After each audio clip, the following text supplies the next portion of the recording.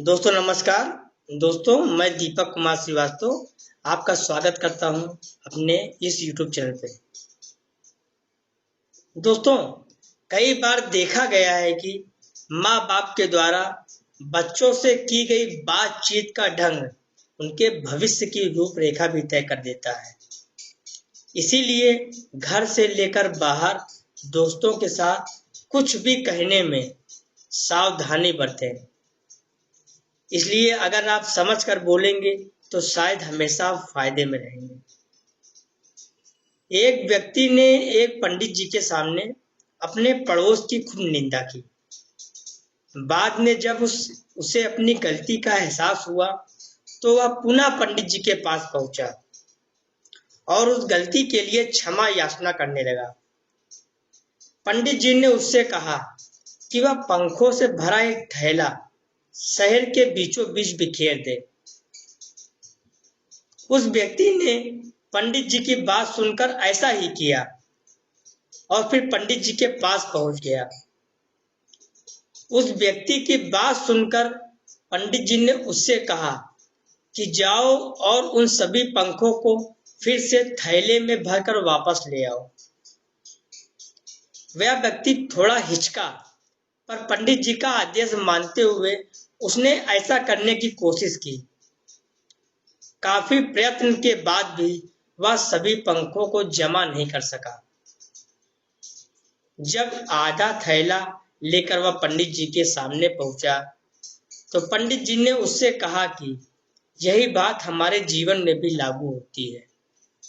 जिस तरह तुम पंख वापस नहीं ला सकते, उसी तरह तुम्हारे कटु वचन को भी वापस नहीं किया जा सकता।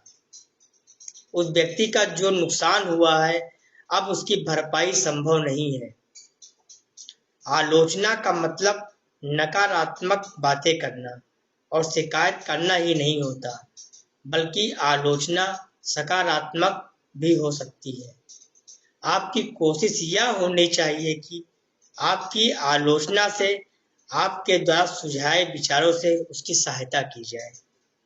धन्यवाद।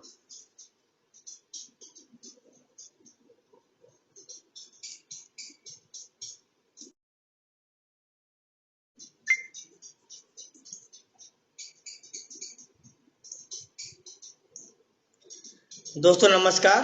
दोस्तों मैं दीपक कुमार श्रीवास्तव आपका स्वागत करता हूं अपने इस YouTube चैनल पे। दोस्तों कई बार देखा गया है कि माँ बाप के द्वारा बच्चों से की गई बातचीत का ढंग उनके भविष्य की रूपरेखा भी तय कर देता है। इसीलिए घर से लेकर बाहर दोस्तों के साथ कुछ भी कहने में सावधानी बरतें। इसलिए अगर आप समझ कर बोलेंगे तो शायद हमेशा फायदे में रहेंगे। एक व्यक्ति ने एक पंडित जी के सामने अपने पड़ोस की खूब निंदा की। बाद में जब उसे अपनी गलती का एहसास हुआ तो वह पुनः पंडित जी के पास पहुंचा और उस गलती के लिए क्षमा याचना करने लगा। पंडित जी ने उससे कहा कि वह पंखों से भरा एक थैला शहर के बीचों बीच बिखेर दे। उस व्यक्ति ने पंडित जी की बात सुनकर ऐसा ही किया और फिर पंडित जी के पास पहुंच गया। उस व्यक्ति की बात सुनकर पंडित जी ने उससे कहा कि जाओ और उन सभी पंखों को फिर से थैले में भरकर वापस ले आओ। वह व्यक्ति थोड़ा हिचका, पर पंडित जी का आदेश मानते हुए उसने ऐसा करने की कोशिश की।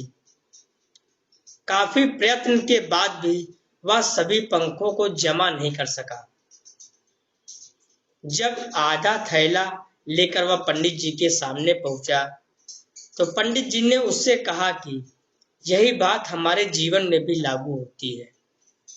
जिस तरह तुम पंख वापस नहीं ला सकते, उसी तरह तुम्हारे कटु वचन को भी वापस नहीं किया जा सकता। उस व्यक्ति का जो नुकसान हुआ है अब उसकी भरपाई संभव नहीं है।